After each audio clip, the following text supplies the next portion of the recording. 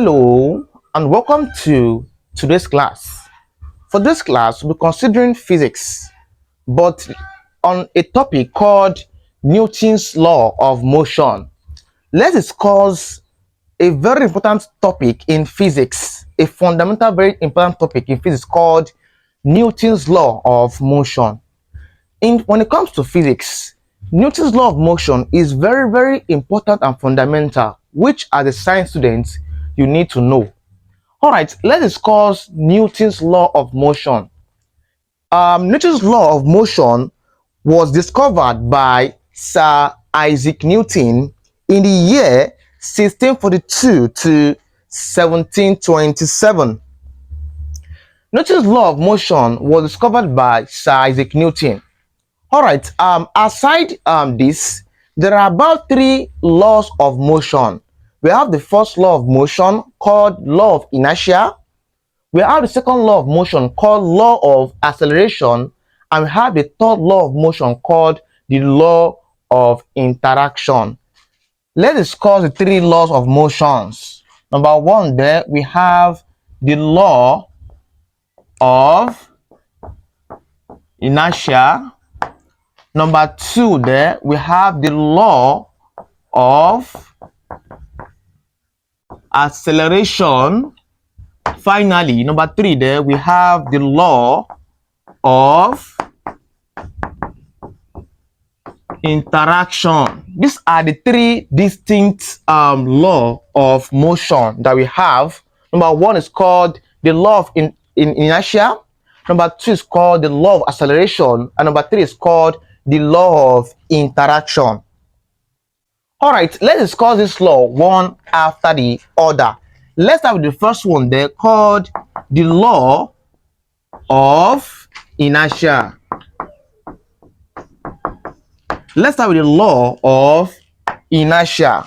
By definition, the law of inertia, also called the first law of motion, states that a body will continue in its state of rest or its uniform motion except it is being acted upon by an external force. So I'm saying that Newton's first law of motion, also called law of inertia, states that a body will continue in its state of rest or its uniform motion except it is being acted upon by an external force. That's like the law for the first law of motion. So from the first law of motion, you're hearing the word inertia. What does inertia means? What does inertia means by definition? Inertia is simply the tendency of an object at rest to remain at rest and the tendency of an object in motion to remain in motion. So the tendency of something to remain at rest and the tendency of an object in motion to remain in motion is simply what there is called inertia. So I'm saying that inertia is the tendency of an object at rest to remain at rest and the tendency of an object in motion to remain in motion. That's the definition for inertia. Aside discussing about the Newton's first law of motion, let's talk about the second law of motion, number 2, called law of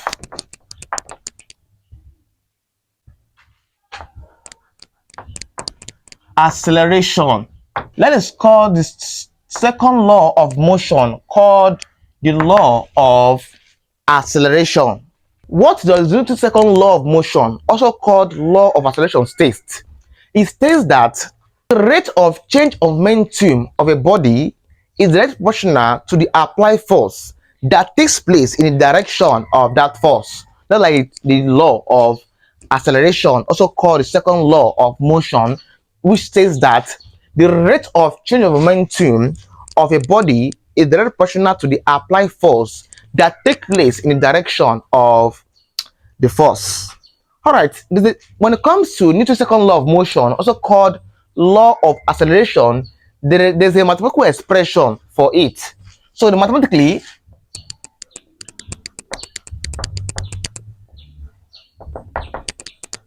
mathematically, I'm saying that force is proportional to what?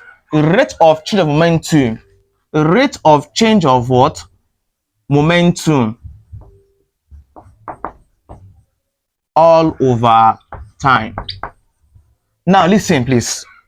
When you hear the word rate, rate is a time-bounding word, right? So when you hear the word rate in physics, it means that thing is changing with respect to time.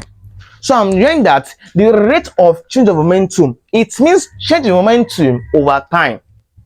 So now look up, please. From my law, observe the law, second law of motion. I said that the rate of change of momentum is directly proportional to what? To the applied force that takes place in the direction of the force. So look up, please. In that law, there are two things there: force and rate of change of momentum. From the law, which one comes first? From what I stated now, we observe that the rate of change of momentum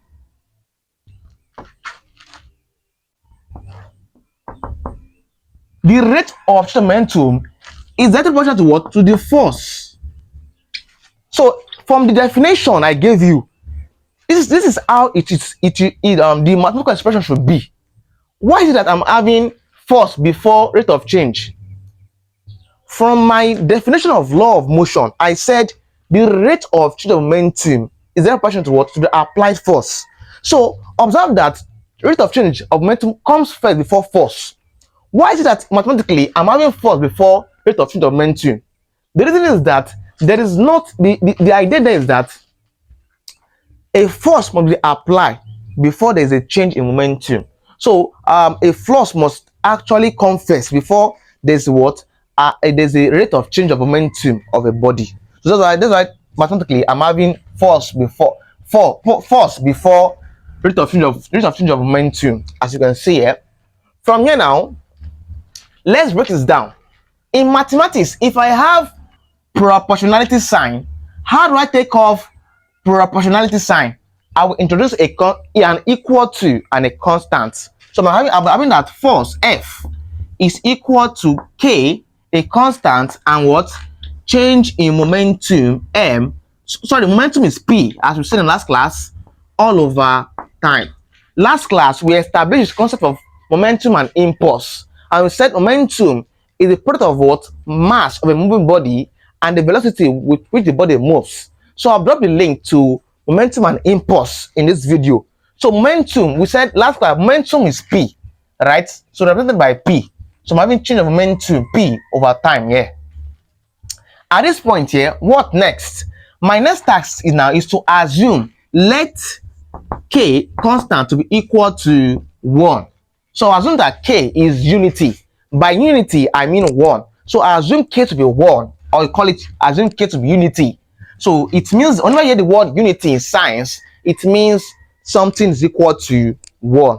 So if I let K to be 1, it means that force F is equal to K is 1 into change in momentum over time.